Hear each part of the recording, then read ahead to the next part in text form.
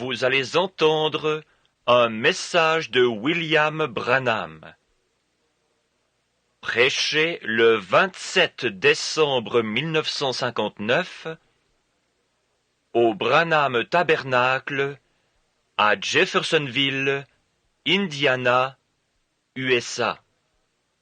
Ce message s'intitule « Un super sens ». Je me régale encore moi aussi de la bénédiction de ce matin. Oh, c'est vraiment infini, c'est inouï, les choses que Dieu est prêt à faire pour nous quand nous nous réunissons. Avez-vous remarqué ce qui s'est passé depuis que nous nous sommes consacrés à Dieu? Cela a été de bénédiction en bénédiction, de puissance en puissance, de gloire en gloire.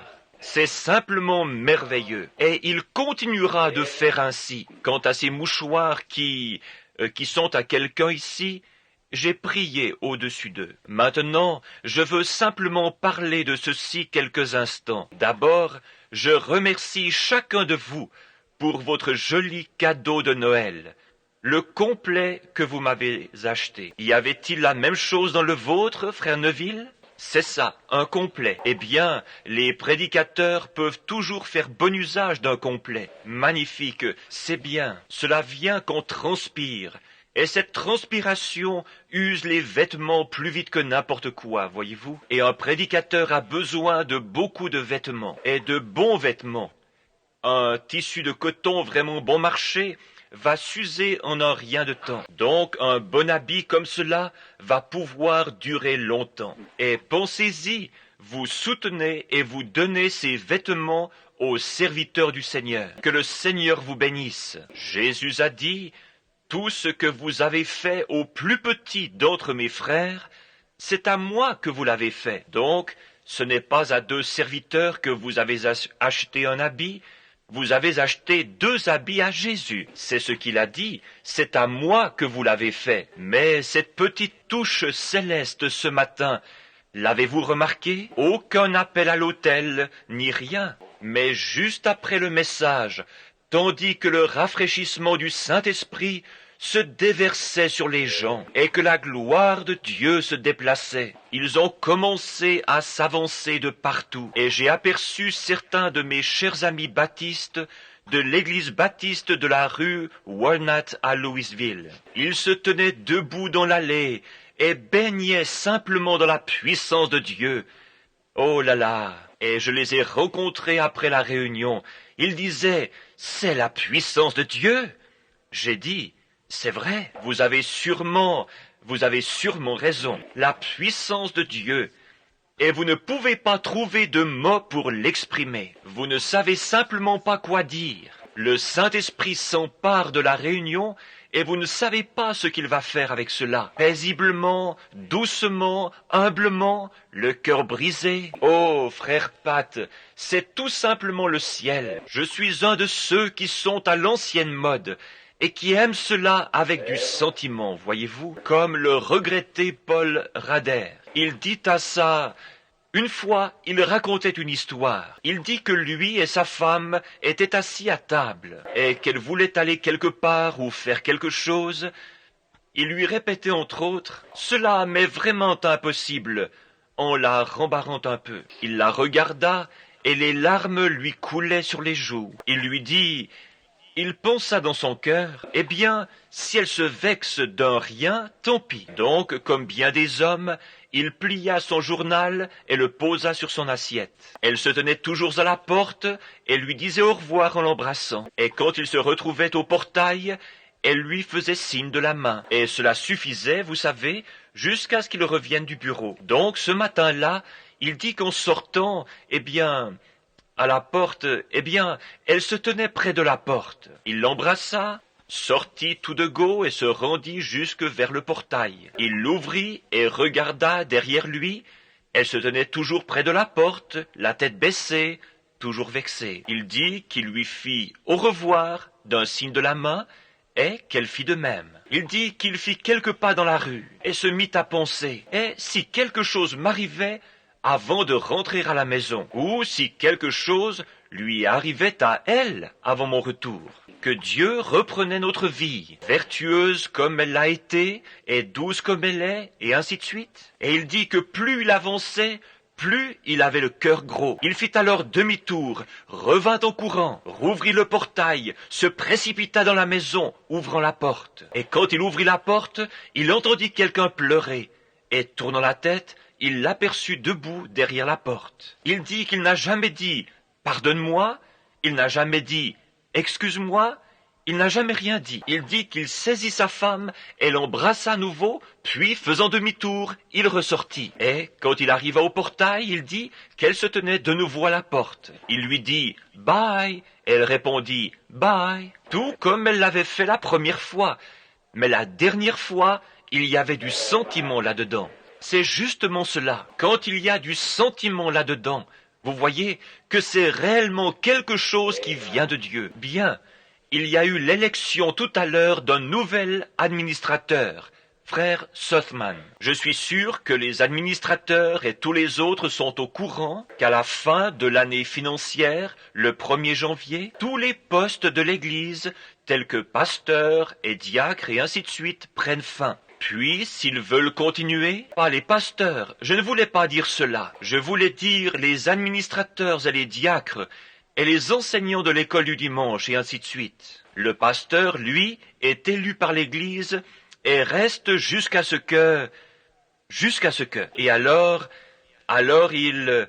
si les administrateurs formant le comité actuel, ou les diacres, les enseignants de l'école du dimanche, ou ce qu'il y a d'autres, veulent continuer à remplir leurs fonctions, qu'ils le fassent simplement. Sinon, s'ils ne veulent pas continuer et qu'il n'y a rien contre eux, qu'ils résignent. Les autres continuent pour l'année suivante. Et s'ils ne veulent pas continuer, ils éliront et nommeront alors un autre administrateur ou quelqu'un au poste à repourvoir. Par conséquent, cela n'oblige pas un homme à être membre d'un comité pour le reste de sa vie. Mais tant qu'il croit que Dieu est avec lui et l'aide, et qu'il ou qu'elle veut faire sa part, quelle qu'elle soit, et continuer dans l'œuvre de Dieu, nous serons toujours heureux d'avoir sa collaboration. Voyez-vous, mais de cette façon, cela donne la possibilité à quelqu'un d'exercer une fonction pendant une année, et de voir ensuite comment il aime cela. Certains de nos administrateurs restent pendant des années et des années et des années. Certains diacres aussi, et c'est tout à fait bien, mais il n'y a pas de temps déterminé. Si l'administrateur ou le pasteur ou quelqu'un du comité sent qu'il ne peut plus exercer sa fonction, ou qu'il désire s'en aller, alors il en avise l'Église pour qu'on puisse le remplacer. Et c'est ce qui se passe ici ce soir avec le frère Morgan. Frère William Morgan résigne sa charge d'administrateur. Ils avaient donc besoin d'un autre administrateur. Et frère Sothman avait été désigné comme administrateur à un autre moment, puis ce soir, il a été admis dans le comité. C'est officiel aussi longtemps que l'Église... Dans notre Église, l'Église est souveraine. L'Église déplace ou désigne un administrateur. L'Église remplace le pasteur ou désigne le pasteur, quoi que ce soit. C'est l'Église dans tout. C'est apostolique. C'est ainsi qu'on faisait dans les temps bibliques. Nous ressentons qu'ainsi aucune personne n'est un dictateur ou quelque chose comme cela dans l'Église. Nous ne voulons pas de cela. Chaque homme, chaque individu, moi-même, en votant pour quelqu'un, nous n'avons qu'un vote. Tout comme n'importe quelle autre personne de l'Église ici, seulement un vote. Ce n'est pas ce que je dis, c'est ce que l'Église dit. Voyez-vous, ce que l'Église dans le corps dit. N'aimez-vous pas cela? Oh, je pense que c'est scripturaire. C'est ainsi que ça devrait être. Maintenant, ceci va être une semaine importante pour moi.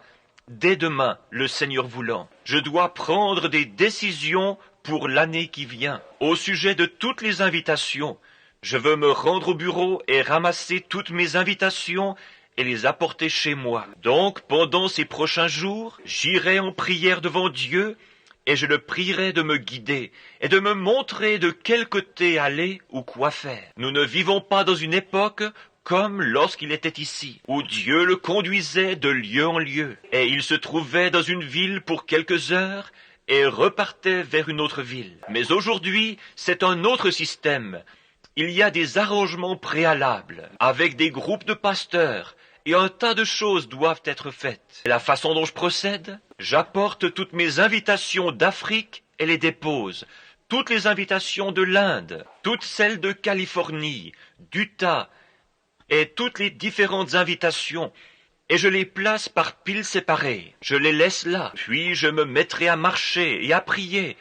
Je monterai peut-être dans ma voiture et m'absenterai 1 ou 2 jours. À mon retour, je continuerai à prier. Il me viendra à cœur d'aller à un certain endroit. Je verrai alors si c'est juste une impression. Puis, par la suite, si cela a produit en moi une forte impression, je prends la pile où se trouve ce certain endroit. J'en retire une lettre d'invitation et la lis, pour voir où cela se trouve.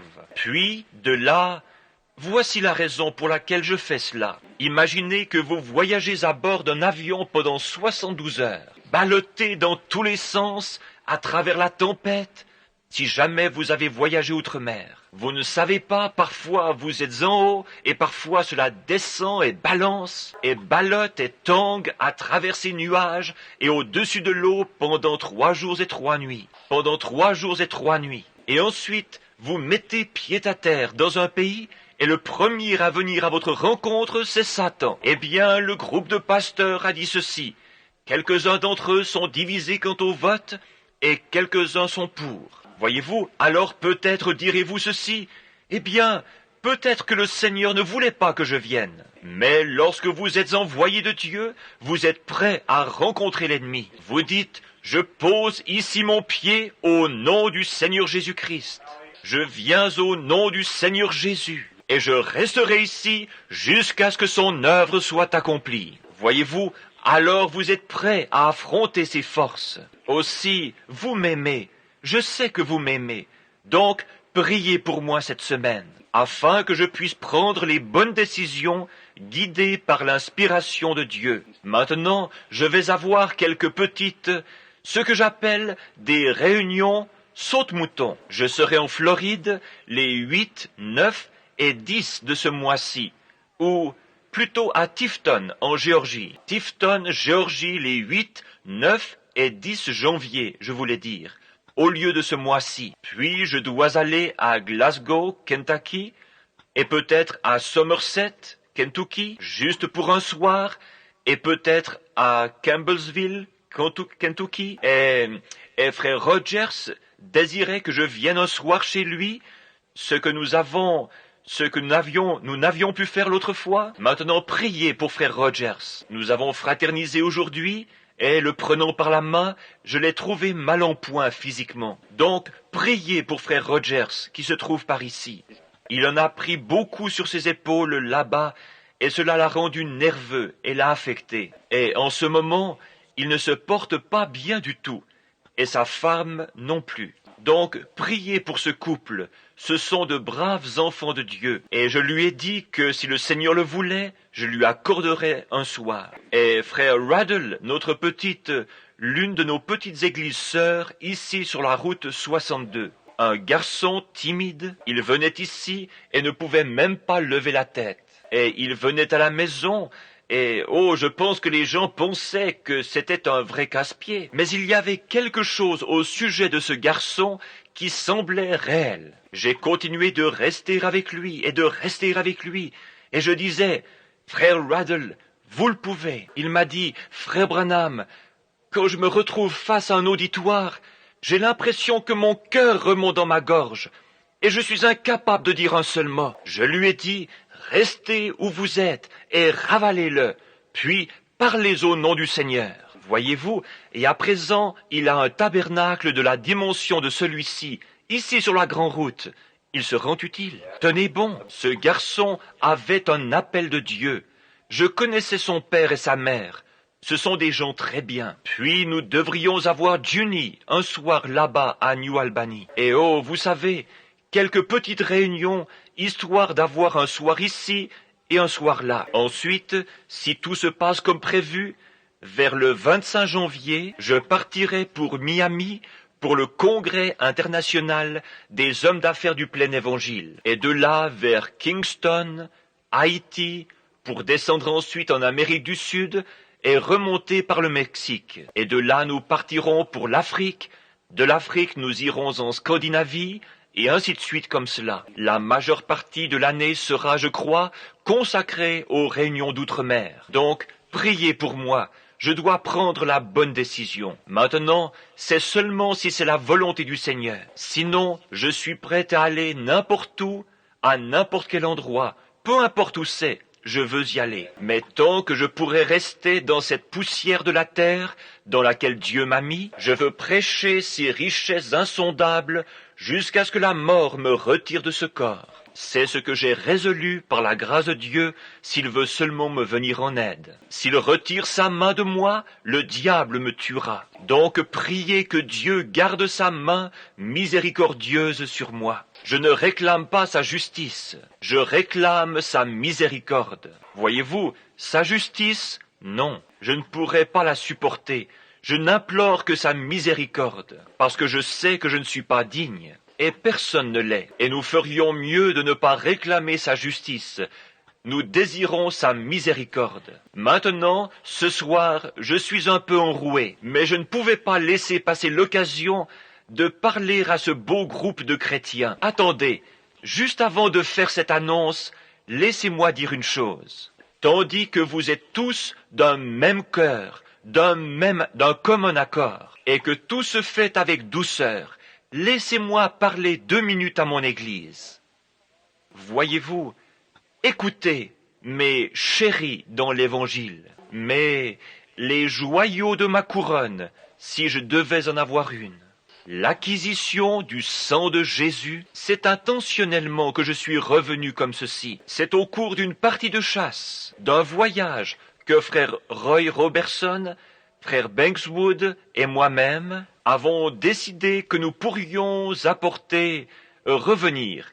Frère Roy et nous tous parlions de notre pasteur, frère Neville, et un homme qui se tient toujours devant vous comme pasteur, et ainsi de suite. Nous l'aimons, mais même si frère Neville est le copasteur, cela semblait un peu difficile pour frère Neville de devoir se contraindre à le faire. Voyez-vous, ainsi nous avons prié, et il semble que c'était la volonté du Seigneur que je le fasse. Donc j'ai dit au Seigneur que s'il m'aidait, je ferais de mon mieux. Et après m'être consacré moi-même, et après avoir inciter l'Église à faire de même, maintenant, si Dieu nous a bénis comme il l'a fait au cours des dernières réunions, avec cette petite consécration, que fera-t-il si nous continuons ainsi? Voyez-vous, continuez simplement. Maintenant, écoutez, vous êtes pleins d'affection les uns pour les autres. Je vous voyais debout dans les allées ce matin, simplement en train de pleurer, vos mains levées vers Dieu, tandis que ce merveilleux esprit se manifestait parmi vous. Maintenant, prenez garde à ne pas écouter un seul vil propos du diable. Voyez-vous, si le diable vous montre ou vous dit du mal de l'un des membres du corps du Christ, ne le croyez surtout pas, car dès que vous le croyez, vous gâchez votre expérience. Et si vous voyez l'un des membres du corps de Christ faire quelque chose de mal, ne le dites à personne, mais allez vers ce membre dans l'amour et voyez si vous ne pouvez pas le ramener à Christ. Et si vous ne pouvez le faire, alors dites-le à une personne et que celle-ci vous accompagne. Faites-le de la façon dont le disent les Écritures. Voyez-vous, si quelqu'un dit « sœur telle est telle » ou « frère tel est tel », n'en croyez pas un seul mot, n'y donnez pas suite. Parce que, souvenez-vous, c'est le diable qui essaye de vous détruire. Maintenant, attendez-vous à ce qu'il cherche à s'introduire, car il le fera. Laissez alors le maître de la maison, la foi, se tenir juste là, et ne recevez pas une seule chose. Ces gens ont été assis dans les lieux célestes avec vous. Vous avez eu communion ensemble autour des bénédictions de Dieu. Prenons la communion à la table et le Saint-Esprit a témoigné qu'ils sont les enfants de Dieu. Soyons donc pleins de douceur, bienveillants, indulgents et aimants. Et si l'autre personne dit du mal de vous, dites quelque chose de gentil à son sujet. Regardez alors comme cela deviendra de plus en plus doux pour vous. Voyez-vous, c'est juste. Rendez toujours le bien pour le mal, l'amour pour la haine. Et simplement, te sens-tu mieux, ma chérie? La fillette qui est derrière? Tant mieux, je suis si reconnaissant. Oui, je suis simplement allé derrière. Elle était pliée en deux, et le Seigneur Jésus l'a maintenant relevée et l'a présentée à l'assemblée. Nous en sommes si reconnaissants. C'est pour cela que j'ai quitté la chair tout à l'heure. Ils disaient qu'ils avaient prié et ne parvenaient pas à atteindre le Seigneur. Donc, ne manquez pas de faire cela. Prenez-en l'engagement devant Dieu, en disant « Ô Dieu, par ta grâce, c'est ce que je ferai. » Peu importe si quelqu'un dit du mal, répondez par le bien. Ne pensez pas de mal. Si, en fait, vous pensez du mal et que vous le dites hypocritiquement, alors vous avez tort. Continuez simplement à vous consacrer à Dieu jusqu'à ce que vous ayez vraiment un bon sentiment envers cette personne. C'est ainsi qu'il faut faire. C'est alors que votre âme sera simplement inondée par la douceur des bénédictions de Dieu. C'est ainsi que vous vivez victorieux. Alors rien ne peut vous nuire, aussi longtemps que vous aimez. Eh bien, direz-vous, voyez-vous, si vous avez les langues, elles cesseront. Et si vous avez la sagesse, elle disparaîtra. Les prophéties, elles prendront fin. Mais lorsque vous avez l'amour, il demeure à jamais. Voyez-vous, et n'aimez pas seulement ceux qui vous aiment, mais aimez ceux qui ne vous aiment pas, car il est facile pour moi d'aimer quelqu'un qui m'aime, mais essayez d'aimer quelqu'un qui ne vous aime pas. C'est ainsi que vous pouvez reconnaître si vous êtes chrétien ou non. Lorsque quelqu'un ne vous aime pas, vous l'aimez malgré tout dans votre cœur. Maintenant, si vous ne faites pas cela, continuez de vous cramponner à Dieu. C'est là, car je sais que cela est la vérité. Amen. Je sais que c'est la vérité. Maintenant, nous allons ouvrir la précieuse parole au livre des Hébreux, chapitre 11, juste pour un court message. Je suis un peu enroué, mais j'ai passé un merveilleux après-midi en compagnie des frères et sœurs, et je n'ai pu rentrer qu'un peu avant 6 heures. Je suis entré en courant dans la chambre à coucher et me suis agenouillé à côté du lit pour prier pendant quelques instants. Je me suis relevé et pris ma Bible et me suis mis à lire. Puis j'ai vu une revue qui se trouvait là et je l'ai prise et c'était écrit en patois hollandais d'Afrique du Sud. Ainsi, je ne pouvais lire cela. Et parfois en lisant, un mot vous frappera et ce mot devient vivant pour vous. C'est ainsi qu'un ministre reçoit son message. Vous commencez à lire la Bible ou quelque chose. Tout à coup, quelque chose vous frappe. Puis quelque chose s'ajoute à cela. Puis quelque chose d'autre s'ajoute à cela. Alors, soulignez cela et allez tout bonnement le lire à la chair. Dieu fera le reste. Voyez-vous, il prendra soin du reste. Maintenant, parfois, vous vous sentez si transporté que de petites pensées vous viennent et vous les mettez alors par écrit. Parfois, dans une réunion, vous devez venir rapidement sur l'estrade. Relisez simplement ces petites pensées que vous avez eues. Peut-être que le Saint-Esprit les vivifiera pour vous à nouveau. J'ai fait cela bien des fois. Maintenant, Hébreux 11.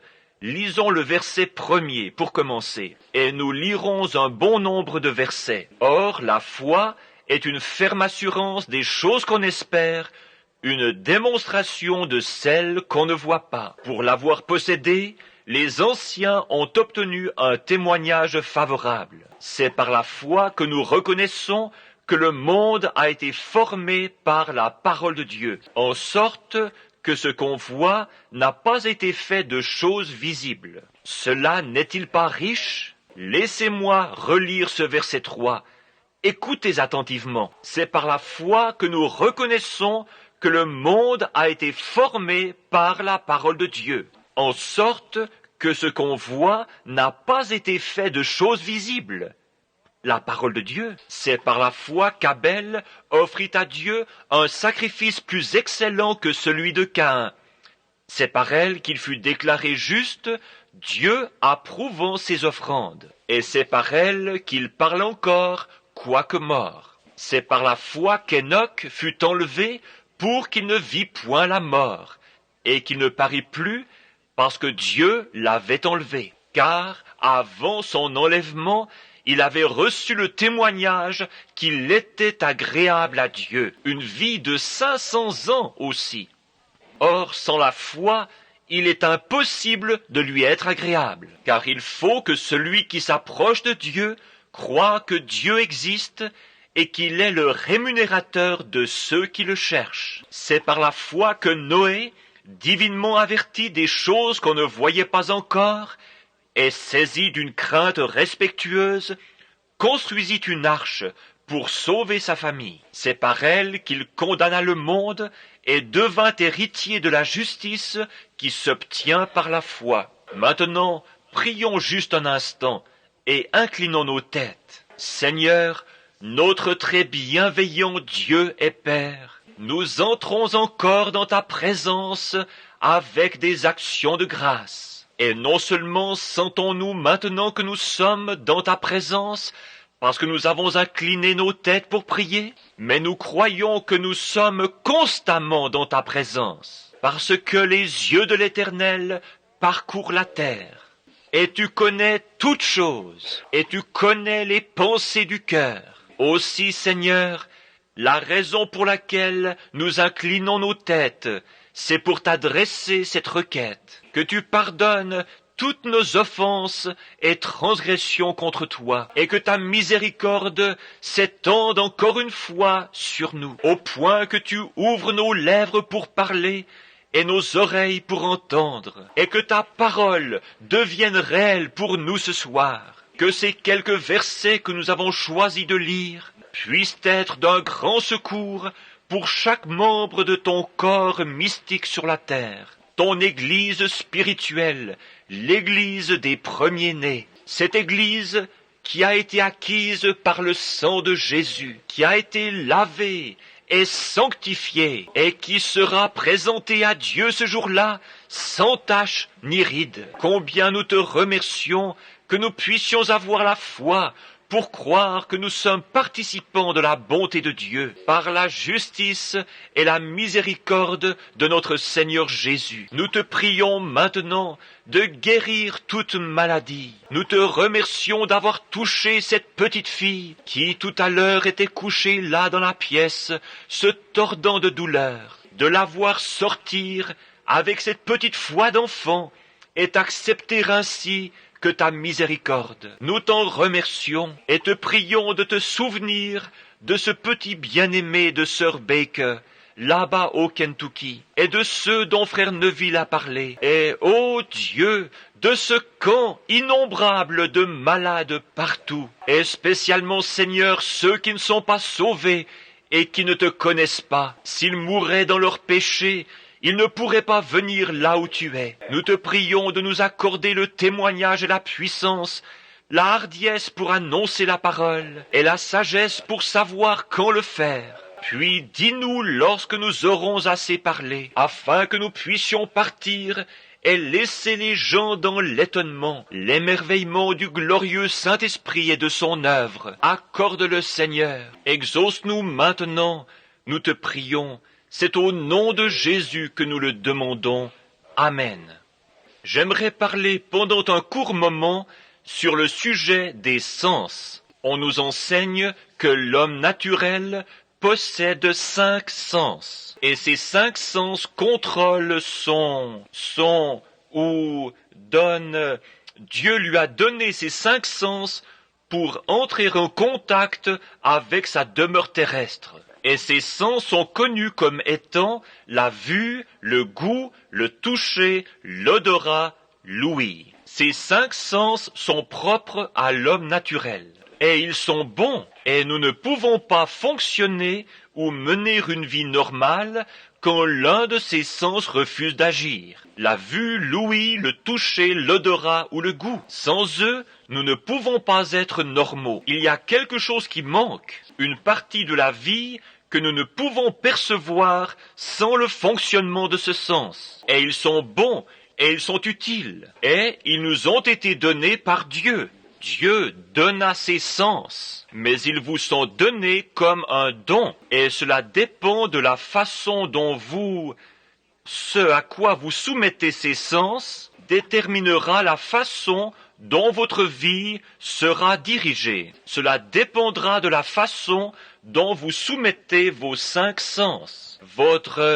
Ce que vous voyez, ce que vous entendez, ce que vous goûtez, sentez ou touchez. Ce à quoi ces sens sont soumis vous dominera. Et nous sommes reconnaissants à Dieu de posséder les 5 sens. Mais en aucune façon, ces 5 sens vous ont-ils été donnés pour vous guider. Ils vous ont été donnés pour un contact terrestre. Mais le 6e sens vous a été donné. Et ce 6e sens appartient seulement aux chrétiens. Et vous ne pouvez obtenir ce 6e sens à moins de devenir chrétien. C'est le seul moyen pour vous d'avoir plus que les 5 sens naturels pour la personne naturelle. Pour le chrétien, le 6e sens est mieux connu sous le nom de foi. C'est celui qui vous gouverne et vous guide. Et il est supérieur à tous les autres sens. Il est supérieur à tous les autres sens, aux 5 autres sens. Maintenant, je n'irai pas dire que parce que nous recevons ce 6e sens, les 5 sens ne servent plus à rien. Bien au contraire, ces 5 sens vous ont été donnés par Dieu et ils doivent être utilisés. Mais lorsque les 5 sens agissent contrairement à la parole de Dieu, alors ils mentent. Or, le 6e sens ne peut pas mentir. C'est un super sens. Et c'est ce dont je veux parler. Ce matin, j'ai parlé sur un super signe. Et ce soir, sur un super sens. Et le super sens est le Saint-Esprit, la foi de Dieu qui habite en vous. Et si vous laissez les 5 sens se soumettre au 6e sens, ce dernier vous guidera et placera les 5 autres sens complètement sous la direction de ce super sens. Car il est aussi loin au-dessus du sens naturel que l'homme spirituel ne l'est au-dessus du naturel. Il est tout aussi élevé que les cieux, au-dessus de l'homme naturel et de ses 5 sens. Cela vous fera croire des choses que vous ne pouvez pas voir. Cela vous fait agir là où vous ne pensiez pas que les 5 sens y auraient jamais songé. Le diable peut entrer dans ces 5 sens et vous mentir. Mais il ne peut pas toucher à ce super sens. C'est bien au-delà de sa portée. Cela vient de Dieu. Cela s'appelle la foi. La foi est cette grande chose. Et les 5 sens ne dominent pas le 6e sens, mais le 6e sens domine les 5 sens. Le super sens domine les sens naturels. Et les 5 sens sont la vue, le goût, le toucher, l'odorat, l'ouïe. Et le super sens est quelque chose qui vous fera croire la parole de Dieu, car c'est tout ce dont il parlera. Et il vous fera croire à des choses que vous ne pouvez voir, goûter, toucher, sentir ou entendre. Parce qu'il prendra la parole de Dieu et il vous transmettra cette parole et vous fera marcher contrairement à tout ce qui n'est pas la parole de Dieu. Par la foi, c'est ce que fait la foi. Maintenant, en donnant cette illustration au sujet des sens, l'homme naturel est né avec ses sens.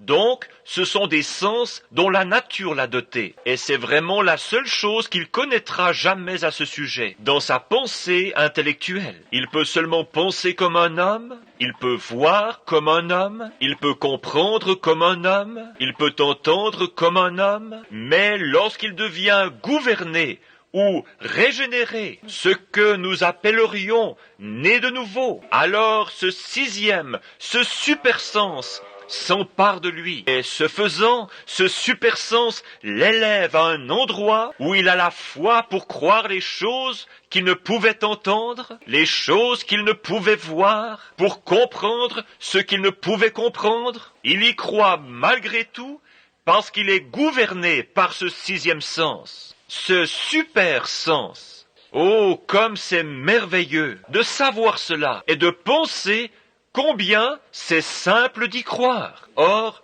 vous ne pouvez pas le croire avant d'être régénéré. La Bible déclare que personne ne peut appeler Jésus le Christ si ce n'est par le Saint-Esprit. Nous avons vu cela la semaine dernière, et cela a été une telle pierre d'achoppement, spécialement pour les croyants pentecôtistes. Lorsqu'ils m'entendent dire cela, Jésus a dit dans Jean 5, 24, « Celui qui entend ma parole et croit à celui qui m'a envoyé a la vie éternelle. La vie éternelle vient de Dieu seul, et personne ne peut dire que Jésus est le Christ si ce n'est par le Saint-Esprit. Vous acceptez seulement ce que quelqu'un d'autre a dit, ce que vous avez appris intellectuellement, ce que vous avez appris par les 5 sens naturels. Mais lorsque le sixième sens entre, le Saint-Esprit, il enlève tous les raisonnements de ces 6 sens et des 5 sens,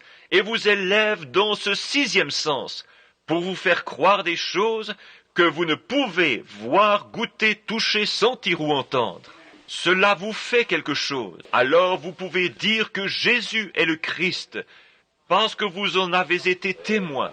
Non pas ce que l'enseignement intellectuel vous enseignait, mais ce que vous avez expérimenté. Alors, frère Branham, qu'est censé faire le sixième sens?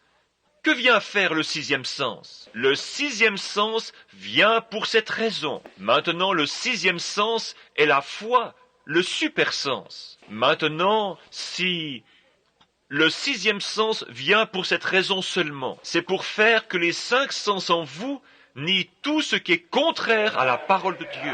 C'est la raison d'être du sixième sens. Les Écritures parlent de renverser les raisonnements. Les 5 sens vont...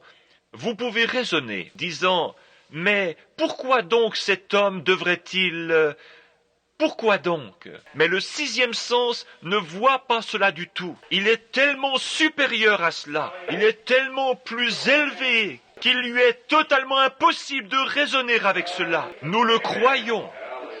C'est bien au-delà de tout ce que les 5 sens pourraient dire à ce sujet. Maintenant, nous nous préparons pour un service de guérison. Vous voyez, nous le croyons. Vous marchez par ce sixième sens. Vous parlez par ce sixième sens. Vous vivez par ce sixième sens. Vous mourrez par ce sixième sens et ressuscitez par ce sixième sens. Ce super sens. Quelque chose qui est en vous qui est différent de ce qu'est l'homme naturel. L'homme naturel possède seulement ceux-ci, et ils sont très bien s'ils peuvent être amenés à se soumettre au sixième sens. Si l'esprit naturel lit la parole de Dieu et dit « Ceci est la parole de Dieu », il dit la vérité. Mais s'il la lit et dit « Ce n'est pas toute la parole de Dieu », ou ça l'était, c'est quelque chose, ça l'était une fois, mais ça ne l'est plus maintenant. Alors ce sixième sens intervient et dit « Il est le même hier, aujourd'hui et pour toujours ». Voyez, voilà la différence. C'est la raison pour laquelle tant de gens ne sont pas guéris. Ils essayent de venir avec une conception intellectuelle. Ils disent « Oh, je fais ceci » ou « Je crois ceci » et ainsi de suite. Mais si ce sixième sens dit cela, alors rien ne les fera jamais déroger à ce sixième sens. Le sixième sens a été placé sur l'être humain afin de lui faire nier tout ce qui est contraire à la parole de Dieu. Tout symptôme qui est contraire à la promesse de Dieu, le sixième sens dit qu'il n'existe pas. Si ce chrétien est né de nouveau, vous pouvez vous attendre à ce qu'un jour un incroyant, un incrédule s'approche du chrétien et lui dise « Maintenant, écoutez bien, le Saint-Esprit, cela n'existe pas. Vous faites erreur là-dessus. Vous êtes fou de croire une baliverne pareille. Telle chose n'existe pas. Ce sixième sens entre directement en action. Laissez-moi vous démontrer par la Bible que vous ne pouvez pas recevoir le Saint-Esprit. Et vous voyez, je peux vous montrer où les disciples ont reçu, mais...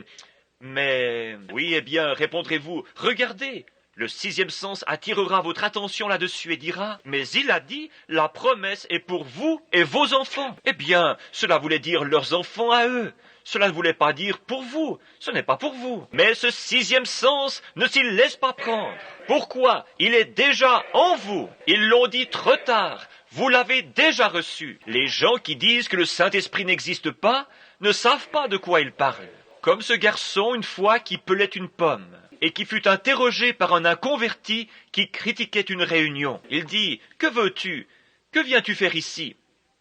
« Je veux vous poser une question, dit-il, tout en mangeant et savourant sa pomme. » C'était quelqu'un de tout simple, qui avait un peu l'air d'un délinquant, avec ses cheveux qui lui descendaient sur la figure, et une dent de devant qui était avancée, et vêtu d'un vieux blouson sale. Il dit, « Je veux vous poser juste une question. » L'inconverti venait de dire, « Dieu n'existe pas. Tout cela est de la sensiblerie. Ce ne sont que des balivernes, voilà tout. » Et le garçon dit, « Je veux vous poser une question, monsieur.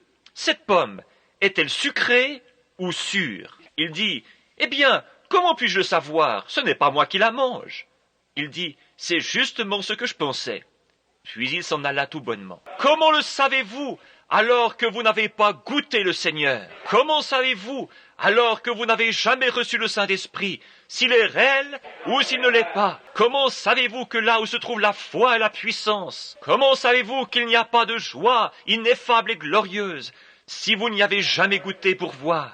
Le 6e sens vous conduit à cela. Le 6e sens vous le déclare. Il n'y a pas la moindre puissance intellectuelle qui puisse vous l'apporter. Les puissances intellectuelles raisonneront et diront, eh bien, c'est de la psychologie, c'est quelque chose comme ceci, et les gens sont émotifs. Mais lorsque le 6e sens vient à l'intérieur, il nie toutes ces choses et amène une personne directement dans le sein de Dieu, car il faut que celui qui s'approche de Dieu croit que Dieu existe et qu'il est le rémunérateur de ceux qui le cherchent. Par la foi, Abraham, par la foi, Isaac, par la foi, Jacob, tous par la foi. C'est le 6e sens qui accomplit cela. Le 6e sens nie tous les symptômes, tout ce qui est contraire à la parole de Dieu, tout sentiment, toute émotion. Quelqu'un dira, eh bien, on a prié pour moi,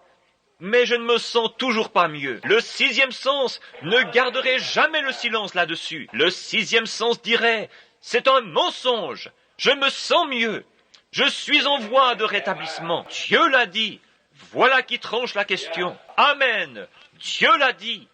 Le 6e sens se nourrit seulement de la parole de Dieu. Ce super sens, il est super, au-dessus des sens. C'est un sens plus grand. C'est une foi, c'est une puissance qui remue et pousse à l'action. Amen. C'est quelque chose qui vous fait accomplir des choses que vous n'auriez jamais pensé accomplir. C'est le 6e sens, le super sens. On prie pour vous. Disons que vous avez une main infirme et que l'on prie pour vous, pour votre main. Vous vous avancez et vous croyez que Dieu va vous guérir. Le pasteur prie pour vous, puis vous retournez à votre place. Le vieil homme naturel dira ceci, « Tu ne sens pas la moindre différence dans ta main. Tu ne vas pas mieux qu'avant. » Mais le 6e sens s'approche et dit, « C'est un mensonge. On a prié pour toi. Cela règle la question. » Amen. C'est comme cette femme qui une fois vint à notre réunion. Elle avait donc assisté à une réunion.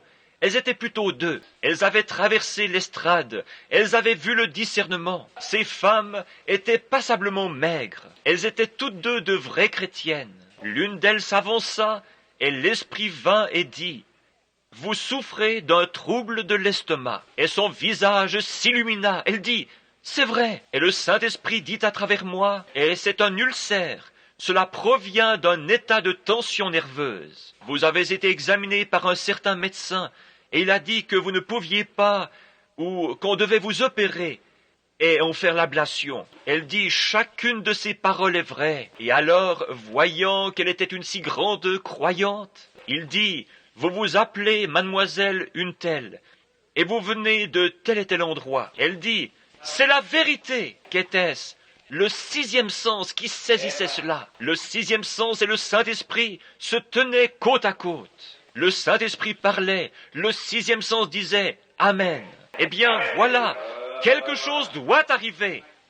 Lorsque Marthe courut à la rencontre de Jésus et lui dit « Seigneur », surveillez le sixième sens. Si tu eusses été ici, mon frère ne serait pas mort. Mais même maintenant, tout ce que tu demanderas à Dieu, Dieu te l'accordera. Voilà le sixième sens. Jésus se ressaisit et dit « Je suis la résurrection et la vie.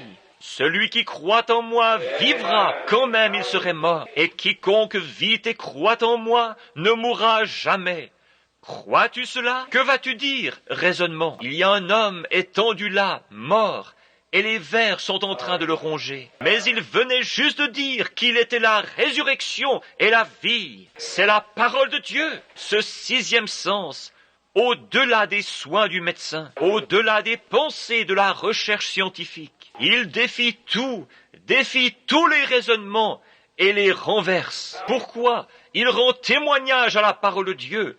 Je suis, je ne suis pas, je serai où j'étais, je suis maintenant, je suis la résurrection et la vie. Un homme, celui qui croit en moi vivra quand même il serait mort, et quiconque vit et croit en moi ne mourra jamais. Crois-tu cela? Elle dit, oui Seigneur. Le sixième sens, je crois que tu es le Fils de Dieu qui devait venir dans le monde. Ton frère ressuscitera. Oh là là! Ils se rendirent au sépulcre. Avec ces deux-là réunis, quelque chose devait arriver. C'était un super sens, avec Dieu qui se trouvait présent. Quelque chose devait avoir lieu. Le super sens était Dieu. Il y avait quelque chose qui le disait à Marthe. Elle l'avait vu, elle le connaissait. Elle le reconnaissait comme étant le Messie même. Et elle savait que si seulement elle pouvait joindre Jésus, si seulement elle pouvait arriver jusqu'à lui pour lui présenter les faits et entendre une seule promesse de sa bouche, c'est tout ce qu'elle désirait. Lorsqu'il a dit « Je suis la résurrection et la vie », celui qui croit en moi, quand même il serait mort. C'est tout ce que Marthe voulait entendre. C'est tout ce qu'elle voulait. Parce que le sixième sens, le super sens, sa foi, la poussait à le confesser, à le croire. Cette femme, lorsqu'elle quitta l'estrade, c'était « Ainsi dit le Seigneur, rentrez chez vous et mangez. Jésus-Christ vous guérit. » Elle rentra chez elle. Ce soir-là, une de ses amies qui habitait dans le voisinage était la troisième ou quatrième derrière elle. Elle avait une grosse tumeur au cou. Et voici qu'elle s'avance, tressaillant de joie pour sa voisine, qui allait être guérie de cet ulcère qui lui avait causé tant de soucis. Ceci était un cas parmi les centaines, les milliers du genre. Cette énorme grosseur dépassant donc de son cou. Elle s'avança. Je lui dis, personne n'a besoin de discerner ceci. Mais vous vous réjouissez de quelque chose. Vous avez été profondément ému, parce que cette femme assise là-bas est une voisine à vous. Le Saint-Esprit, elle pense... Comment cet homme a-t-il pu bien savoir cela? Il faut que quelque chose le lui révèle. Ainsi, quand cela fut dit, il dit, « Vous pensez à votre cou? Oui. Croyez-vous que cela partira? Je le crois, dit-elle, de tout mon cœur. Je dis, « Ainsi dit le Seigneur. Rentrez à la maison et vous recevrez votre guérison. » L'homme naturel regarda bien et ne put voir aucun signe. La femme qui avait l'ulcère alla chez elle et essaya de manger. Et oh là là, elle faillit mourir. Oh, l'homme naturel, le sens naturel, la sensation continuait à déclarer que l'ulcère était là. Aussi, au bout d'1 ou 2 semaines, elle alla partout dans le voisinage, vers les siens et à l'église, témoignant « Le Seigneur m'a guéri ». Et ils dirent « Est-ce que tu manges maintenant ?»« Non, pas vraiment tout ce que je veux. » Mais dit-elle, je suis déjà guérie, car par ces meurtrissures, je suis guérie. Quoi qu'il en fût, elle était guérie de toute façon. Un matin, après le départ des enfants pour l'école, elle eut très faim. Elle se tenait debout près de la fenêtre, lavant la vaisselle. Elle est venue à à une autre réunion environ 1 année plus tard. Donc, elle lavait la vaisselle. Et tout à coup, elle ressentit quelque chose d'étrange passer sur elle. Elle pensa, qu'est-ce que c'était? C'est comme si j'avais voulu crier. Et son mari lui avait dit, chérie, cesse de parler de cette guérison, parce que, bien qu'il fût chrétien, tu jettes l'opprobre sur la cause. Comment pouvez-vous jeter l'opprobre quand vous témoignez de sa parole? Vous jetterez l'opprobre si vous ne témoignez pas d'elle. Il dit, si tu as été guéri, tu as été guéri. Elle dit, cet homme s'est tenu là et m'a regardé dans les yeux et m'a dit quelle était ma condition et les choses que j'avais faites et qui j'étais et d'où je venais. Elle dit, cela faisait à peine 15 minutes que j'étais dans le bâtiment lorsqu'il vint sur l'estrade. Comment au monde cet homme aurait-il pu savoir cela? Je ne l'ai jamais vu de ma vie. Et il m'a dit, ainsi dit le Seigneur, vous êtes guéri. Elle dit, je le croirai jusqu'à ma mort. Elle dit, je le croirai de toute façon. Donc elle et la sœur qui habitait en dessous de chez elle, son amie, avaient promis à Dieu qu'elle garderait cette foi-là. Ce matin-là, elle se sentit vraiment bizarre, et dans l'espace de quelques minutes, elle commença à avoir faim. Les enfants avaient laissé des flocons d'avoine dans une assiette, un petit plat. Elle dit que l'avoine lui brûlait toujours l'estomac. Si quelqu'un a déjà eu un ulcère, vous savez ce que c'est. Elle avança donc la main et prit quelques bouchées de cette avoine. Oh là là, dit-elle, je devrais le payer cher, je suppose. Mais un de ces jours, je serai complètement rétablie. Mais, s'apercevant qu'elle avait toujours faim, elle termina le plat. Elle attendit quelques minutes pour voir ce qui arriverait. Rien ne se produisit. Elle se sentait bien, toujours affamée. Elle se fit frire quelques œufs, se versa une tasse de café et prit quelques tranches de pain grillé et elle eut un vrai jubilé. Elle mangea littéralement tout ce qu'il put manger. Elle continua de laver la vaisselle et environ une demi-heure plus tard, elle eut encore faim. Aucun effet nuisible. Elle mit son petit bonnet et descendit la rue pour se rendre chez cette voisine. Et une fois arrivée là, elle entendit... Elle pensa qu'il y avait peut-être eu un décès dans la famille. Ils hurlaient et poussaient des cris tout en marchant d'un coin à l'autre. Cette femme avait dormi tard ce matin-là, puis s'étant levée, elle avait cherché la tumeur qui était sur son cou, et celle-ci avait disparu pendant la nuit. Qu'était-ce? Dieu à l'œuvre. Ici, au tabernacle Keidel, quand nous avons eu cette réunion, et que l'on a prié pour ce jeune infirme, plusieurs d'entre vous étaient là pour le voir.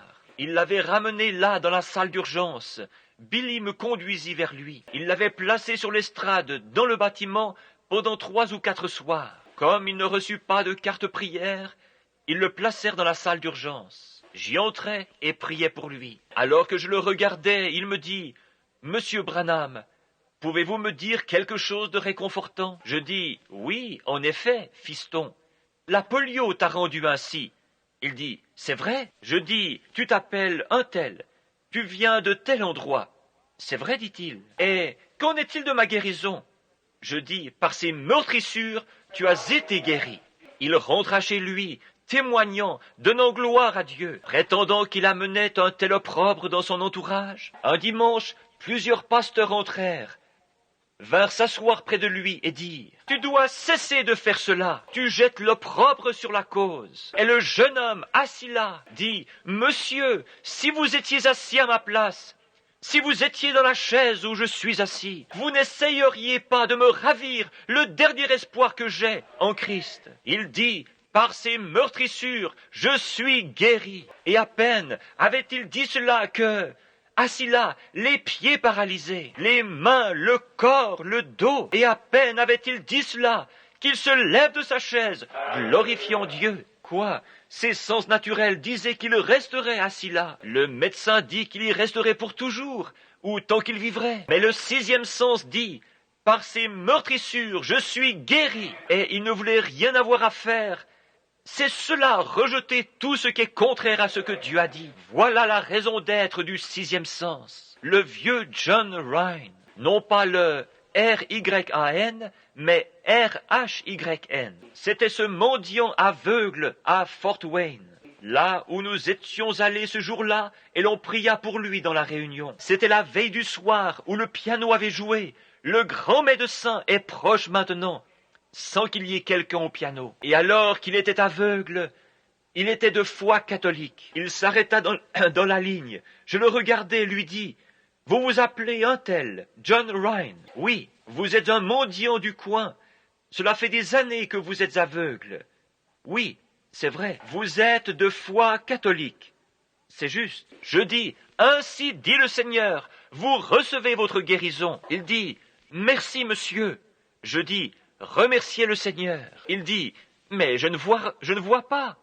Je dis, cela n'entre pas en ligne de compte. Vous êtes guéri. Et il dit, il s'en alla tout bonnement et on l'aida à descendre de l'estrade. L'homme naturel ne pouvait rien voir. Il ne pouvait pas voir le moindre résultat produit par cela. Eh bien, dirent-ils, il est tout aussi aveugle qu'auparavant. Ainsi, 2 de ses amis le ramenèrent et le placèrent dans la ligne de prière à nouveau et l'y firent repasser. Howard le laissa passer. Lorsqu'il revint, il me dit, « Monsieur, vous m'avez dit que j'étais guéri. » Je répondis, « Vous m'avez dit que vous me croyez. » Il dit, « Certainement, je vous crois. Je n'ai aucune raison de ne pas vous croire. » Il dit, « Vous m'avez dit tout ce qui a trait à ma vie. » Il ajouta, « Je ne sais pas quoi faire. Il y a une femme là derrière qui témoigne qu'elle avait un goitre il y a quelques instants et qu'il a disparu. » Je dis, « Alors si vous me croyez, pourquoi me questionnez-vous? Je suis en train de vous citer la parole de Dieu. » Il dit, « Que dois-je faire, monsieur ?» Sachant qu'il était catholique et qu'il devait avoir quelque chose de physique sur quoi s'appuyer. Je dis, « Continuez simplement de témoigner. Par ces meurtrissures, je suis guéri. Et donnez-lui gloire. » Le vieil homme, pendant les 2 ou 3 semaines qui suivirent, se tenait au coin de la rue et vendait les journaux. Il criait à tue-tête, « Édition spéciale! Édition spéciale! Loué soit le Seigneur, je suis guéri! Édition spéciale! Édition spéciale! Loué soit le Seigneur, je suis guéri! » Quand il revint à la réunion le soir suivant, je pouvais à peine prêcher à cause de lui. Il se levait et criait, « Taisez-vous, tout le monde! Loué soit le Seigneur pour m'avoir guéri! Loué soit le Seigneur pour m'avoir guéri! » En tant que catholique, il ne savait pas comment s'emparer de la foi, mais il savait que s'il continuait à le dire, et qu'il continuait, finalement ce 6e sens se mettrait à l'œuvre. C'est juste. Loué soit le Seigneur pour m'avoir guéri. Il se tenait sur le coin de la rue, criant, « Loué soit le Seigneur pour m'avoir guéri. Édition spéciale. Loué soit le Seigneur pour m'avoir guéri. » Alors qu'il descendait la rue, quelqu'un s'approchait de lui et disait, « Comment vas-tu, John? Loué soit le Seigneur pour m'avoir guéri. Je vais bien. » Et il riait de lui et se moquait de lui. Et un autre petit vendeur de journaux le conduisit chez le coiffeur pour un rasage. Environ 2 ou 3 semaines après la réunion, le coiffeur le fit donc asseoir sur le fauteuil, puis savonna son visage. Et il lui dit, « John, il paraît... » Cette espèce de petit malin lui dit, « Il paraît que tu es allé voir le guérisseur divin lorsque... » Ici, il dit, « Oui, j'y suis allé. » Il dit, « Il paraît que tu as été guéri. » Juste pour se moquer de lui. Et le vieil homme dit, « Oui, loué soit le Seigneur, il m'a guéri. » Et ses yeux s'ouvrirent. D'un bond, il sauta du fauteuil du coiffeur, une serviette autour du cou, et avec le coiffeur à ses trousses, tenant son rasoir à la main, il dévala la rue. Pourquoi? La parole de Dieu s'était mise à l'œuvre. La petite Georgie Carter, qui était couchée là-bas et que vous connaissez tous, certains ici la connaissent de près. Elle était alitée là. Elle était alitée depuis 9 ans et 8 mois. On ne pouvait rien faire si ce n'est de changer la laise sous elle à cause du travail de ses reins et de ses intestins. Alitée là-bas à Milltown, Indiana. Et sa famille appartenait à une église qui, lorsque je suis allé là-bas, à l'église baptiste de Milltown, pour tenir une réunion et prier pour les malades, cette église dit, si un membre de cette congrégation se rend auprès de ce fanatique, nous l'excommunierons. Et son père était diacre. Mais elle avait eu entre les mains ma petite brochure intitulée « Jésus le même hier, aujourd'hui et éternellement ». Frère Hall me conduisit chez elle un après-midi. Sa mère sortit de la maison en courant. Nous voulions rien avoir à faire avec cela. J'entrai et priais pour elle. Elle dit, « Eh bien, qu'en-est-il de cette jeune Neil ?» Elle était au courant de la vision.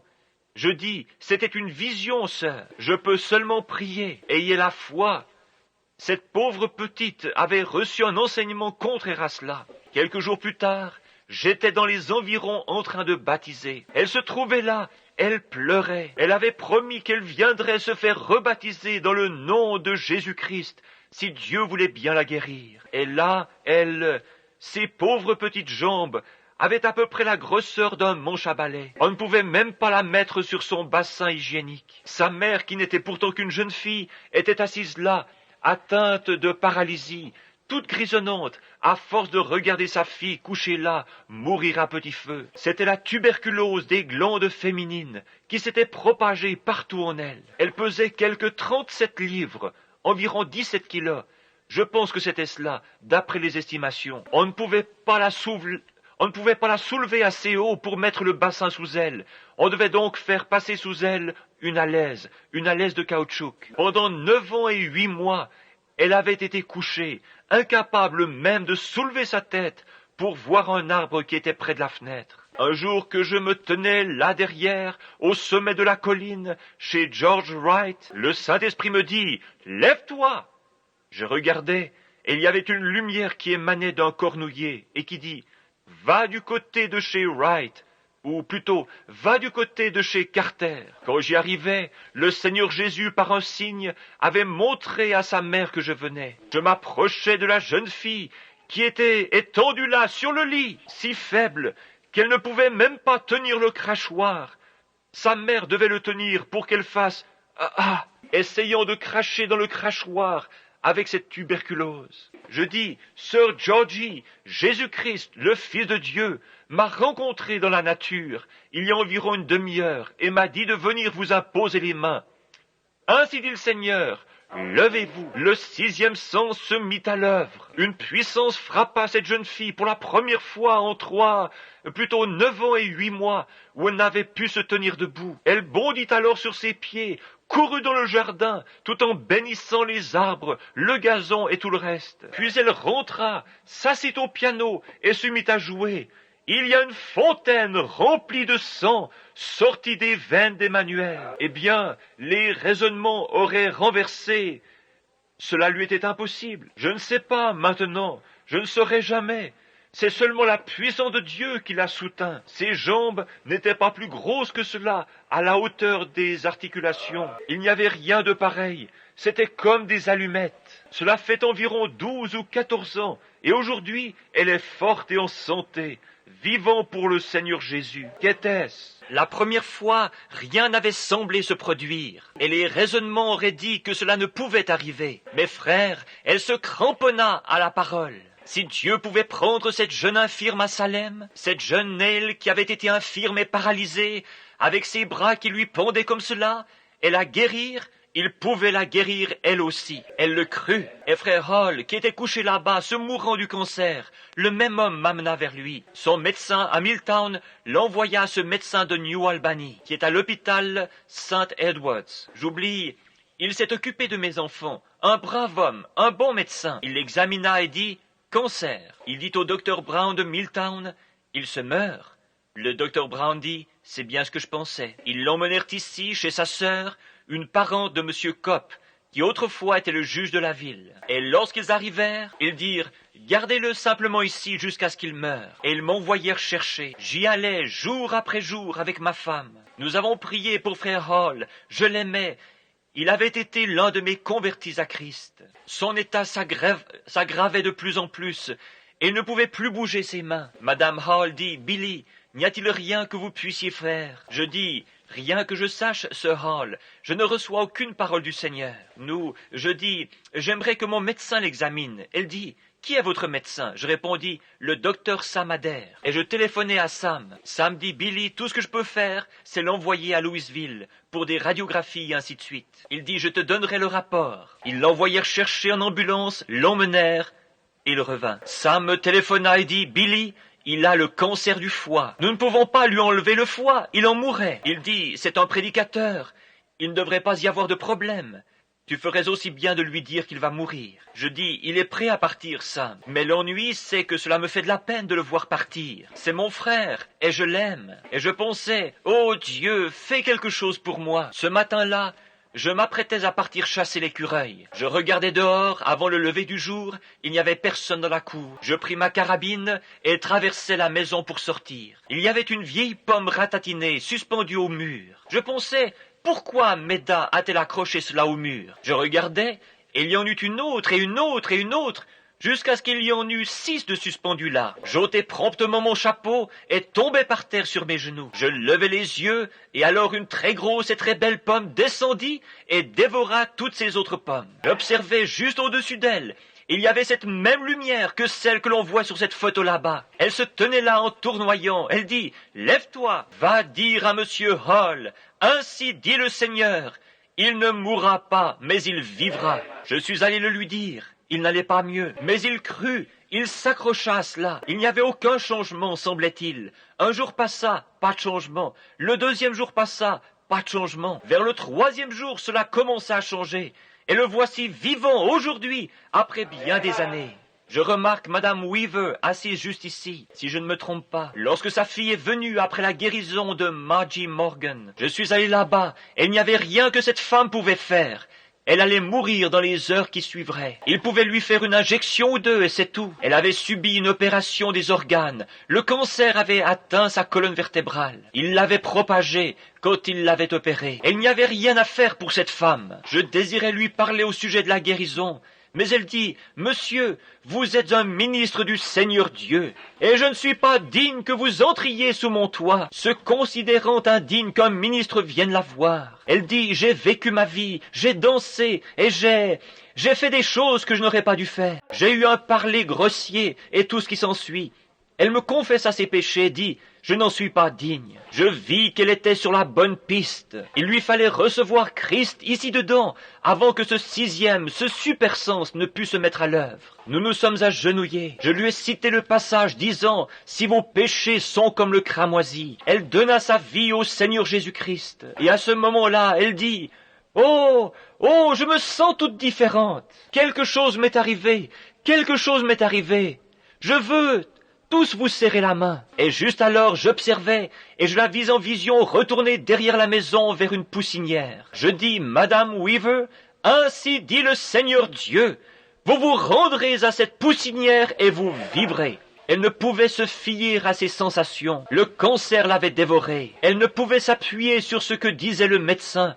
Elle se mourait. Et cela fait, je pense, 14 ou 15 ans de cela, Madame Weaver.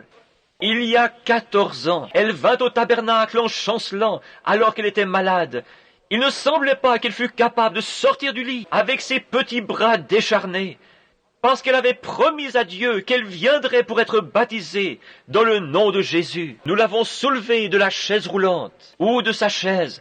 Nous l'avons descendue dans le baptistère et l'avons baptisée au nom de Jésus. Et la voici assise ici ce soir. Regardez-la si vous voulez voir un spécimen de santé. Pourquoi? Renversant les raisonnements et les recherches scientifiques et tout le reste. Parce que le sixième sens se mit à l'œuvre.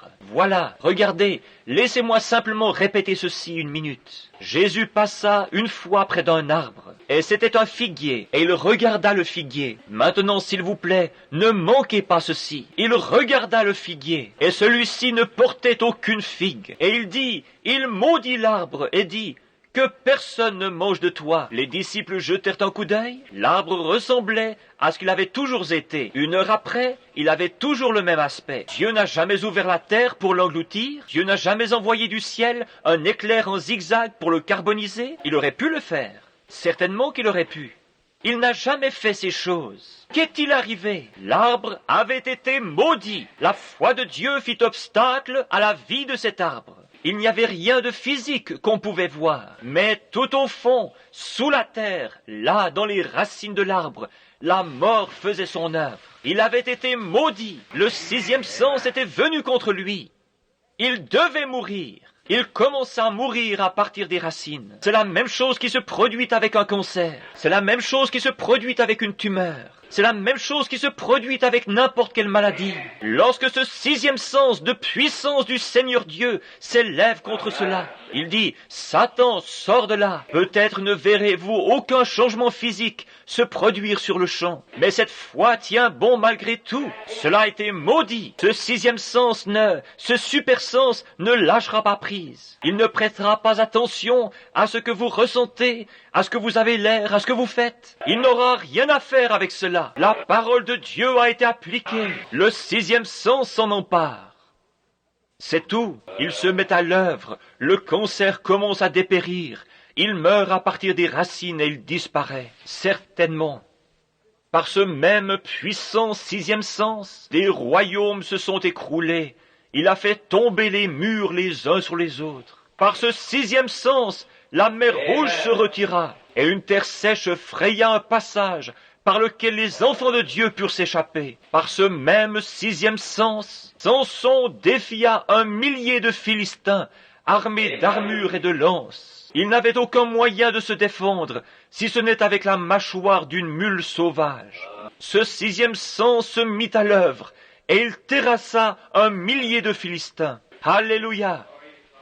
Par ce sixième sens, des morts furent ressuscités. Par ce sixième sens, de puissants miracles furent accomplis. Ce super sens, appelé le sixième sens, est la force la plus puissante qui ait jamais atteint la terre. Cela n'a rien à voir avec ceci ici. Si ceci ici le déclare et dit « Amen à cela », d'accord, vous allez de l'avant. Mais peu importe ce que ceci fait, croyez cela. Voilà où est la puissance. Si vous croyez dans votre cœur, votre cinquième sens, celui de la pensée, se trouve dans votre cerveau. Mais votre sixième sens se trouve dans votre cœur. Vous croyez avec votre cœur. Vous confessez de la bouche. Vous croyez avec votre cœur. Oui, monsieur, ce sixième sens, cette force puissante. Écoutez, à cause de ce sixième sens, un prophète fut jeté dans une fosse aux lions. Et à cause de ce sixième sens, les lions ne pouvaient pas manger Daniel. Ils ne le pouvaient pas. Ils ne pouvaient pas s'approcher de lui à cause de ce sixième sens, ce super sens. Par ce même sixième sens, 3 enfants hébreux furent jetés dans une fournaise ardente et ils ont défié les flammes de la fournaise. Ce sixième sens, tous les raisonnements prouvaient qu'ils seraient brûlés vifs avant d'y arriver. Mais ce sixième sens les garda là-dedans 2 ou 3 heures. Et lorsqu'ils ouvrirent la fournaise, ils en virent un qui se tenait au milieu d'eux, semblable au Fils de Dieu. C'est le sixième sens. Les flammes ne le brûlaient pas. Oui, monsieur, c'était ce même sixième sens, une fois, lorsque l'apôtre Pierre était couché en prison, et qu'on allait le décapiter le lendemain. Et là-bas, chez Jean-Marc, ils avaient une réunion de prière. Ce sixième sens commença à s'accumuler autour de cette prison, où il avait été entouré de prières. Ce sixième sens se mit à l'œuvre. La colonne de feu vint à la fenêtre, toucha Pierre et lui dit « Allez, sors d'ici !» Le sixième sens. C'était ce sixième sens qui empêcha Paul de se noyer dans cette mer violente, quand ce petit bateau était plein d'eau. C'était ce sixième sens qui l'empêcha de se noyer, ce super sens. C'était ce sixième sens qui fit que lorsque le serpent lui mordit la main, il le secoua dans le feu. Ce fut ce sixième sens qui fit cela. C'était ce sixième sens qui ressuscita Jésus-Christ d'entre les morts, après qu'il eut reposé en terre, parce qu'il croyait la parole de Dieu. Il dit, détruisez ce corps, et je le ressusciterai le 3e jour. Car David a dit, je ne permettrai pas que mon sein voie la corruption, et je n'abandonnerai pas son âme dans le séjour des morts. C'était ce super sens. Renverser les raisonnements de ces sens. Croyez ce super sens, le sens de la foi que donne Jésus-Christ. Par ce même sens, Dieu parla lorsqu'il n'y avait rien. Quel est ce sens? Ce super sens est Dieu, la foi de Dieu en vous, la partie de Dieu qui entre en vous et vous donne le super sens. Par ce même super sens, Dieu a formé le monde avec des choses qui n'étaient pas et qui n'étaient pas visibles. Il prononça sa parole et crut sa parole. Et un monde naquit. Gloire! le sixième sens, le super sens. Ô Dieu, répands-le sur moi, donne-le-moi, ainsi qu'à tous ceux qui en ont besoin. Répands ton sixième sens en moi, Seigneur. Je suis prêt à abandonner ces cinq sens, ma propre connaissance, mes pensées, renversant tous les raisonnements, Seigneur. Que ta parole soit vraie, et toute parole d'homme un mensonge. Que tout raisonnement, tout doute soit rejeté, et laisse-moi marcher par ce super sens. Le sens du Saint-Esprit. Ne voulez-vous pas cela? C'est ce que nous voulons. Que Dieu vous bénisse, mes amis. C'est ce dont vous avez besoin. Ce super sens réclamera quelque chose.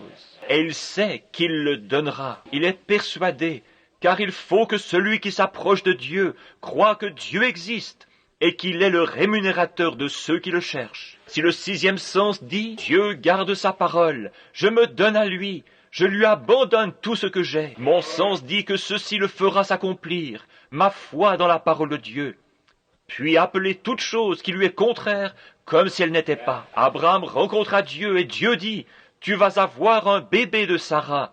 Lui âgé de 75 ans, elle de 65 ans. Abraham appela tout ce qui n'était pas, qui était contraire à cela, comme si cela n'était pas. Il marcha comme s'il avait vu Dieu, et il crut. Il appelait tout ce qui disait qu'il n'allait pas la voir, tout raisonnement, toute autre chose qui...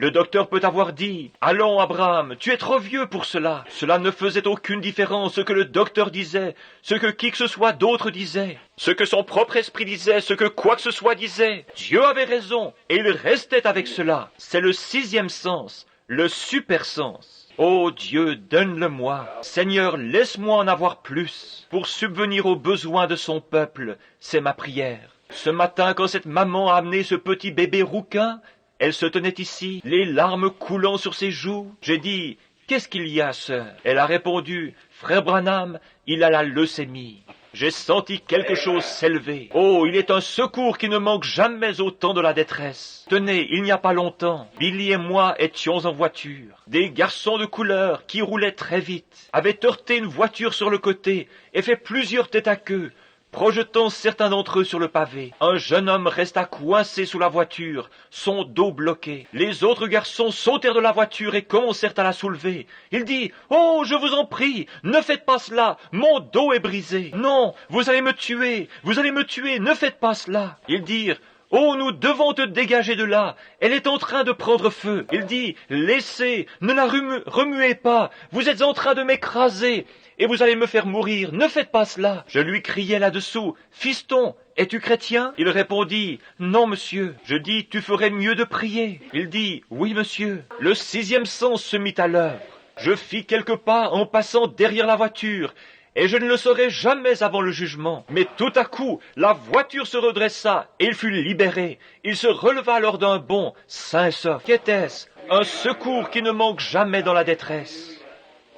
Nous revenions Une jeune femme de couleur conduisait sa voiture, une nouvelle Plymouth, qui avait environ 650 km au compteur, ou 400 000. Elle avait roulé à assez vive allure, et j'ai vu la voiture. Son vilebrequin était allé s'emboutir dans l'arbre. Billy et moi, nous sommes arrêtés. La chaussée devant nous avait été enneigée et glissante, mais à ce moment-là, elle était sèche. La jeune femme, le vent soufflait si fort là-bas au Minnesota qu'il avait emporté la voiture. Tu t'en souviens, Billy? Je descendis en courant vers elle. Alors qu'elle était assise là, elle dit « Oh, je suis mourante, je suis mourante !» Ils appelèrent l'ambulance. L'ambulance arriva, et un homme gisait mort à l'arrière de l'ambulance. L'ambulancier dit « Je ne peux pas la prendre. » Le fermier dit alors « Eh bien, envoyez vite quelqu'un d'autre, cette femme est mourante. » Je fis quelques pas juste là et je dis « Madame, 1 minute. » Elle dit « Oh, ne me touchez pas, monsieur, ne me touchez pas. » Mon dos. J'ai dit « Madame, êtes-vous chrétienne ?» Elle me regarda et j'ajoutai « Je suis un ministre de l'Évangile. Si vous êtes mourante, où en êtes-vous avec Dieu ?» Elle dit « Monsieur, je veux le devenir tout de suite. » Et le sixième sens se mit à l'œuvre. La puissance de Dieu descendit. Elle put sortir de la voiture sans le secours de personne. La puissance de Dieu était présente. Ce secours qui ne manque jamais dans la détresse. Nous marchons par la foi, nous vivons par la foi. Le juste vivra par la foi. Nous devons vivre de cette façon. Combien aimerait avoir davantage de ce sixième super sens? Inclinons alors nos têtes pendant que nous prions. Précieux Seigneur, notre Dieu et Père, tu es si bon pour nous, tu nous donnes 5 sens pour vivre et marcher sur cette terre, ou pour toucher cette terre. Nous pouvons sentir les choses qui doivent être senties avec nos mains. Des choses tangibles. Tu nous donnes l'ouïe pour que nous entendions. Nous sommes si heureux de cela, de pouvoir entendre la parole de Dieu. Et par cela, la foi vient de ce qu'on entend. Ce qu'on entend, la parole de Dieu. Nous sommes reconnaissants pour ces 6 sens, Seigneur. Puissions-nous les conserver tous les jours de notre vie. Mais puisse ce super sens, puisse le sens de la foi qui appartient aux croyants, parce qu'il doit l'avoir afin de croire. Seigneur, donne-nous en plus. Oh, purifie-le, Seigneur, éprouve-nous et remplis-nous de ta bonté et de ta puissance. Marchons tous les jours de notre vie par le 6e sens, par le sens de la foi qui est donné seulement par Jésus-Christ. Ce que nous demandons dans la prière, puissions-nous croire que nous le recevons, et n'ayant aucun doute dans notre cœur. Tu as promis que cela s'accomplirait. Quant à ceux qui ont levé leurs mains, Seigneur, je prie pour eux. Ils avaient des besoins, tu sais ce qu'ils étaient. Je te prie de répondre à chacun de ces besoins, que leurs désirs s'accomplissent. Je le demande au nom de Jésus. Amen. Faith in the Father. La foi dans le Père, la foi dans le Fils, la foi dans le Saint-Esprit, ces 3 sont un. Les démons trembleront et les pécheurs se réveilleront. La foi en Jéhovah ébranlera toutes choses. L'avez-vous jamais entendu auparavant? Maintenant sans musique, juste 1 minute. La foi dans le Père, la foi dans le Fils, la foi dans le Saint-Esprit, ces 3 sont un. Les démons trembleront et les pécheurs se réveilleront. La foi en Jéhovah ébranlera toutes choses. C'est juste, oh là là, précieuse foi, précieuse, glorieuse foi. Oh Dieu, donne-moi de la foi. Par la foi, Abraham.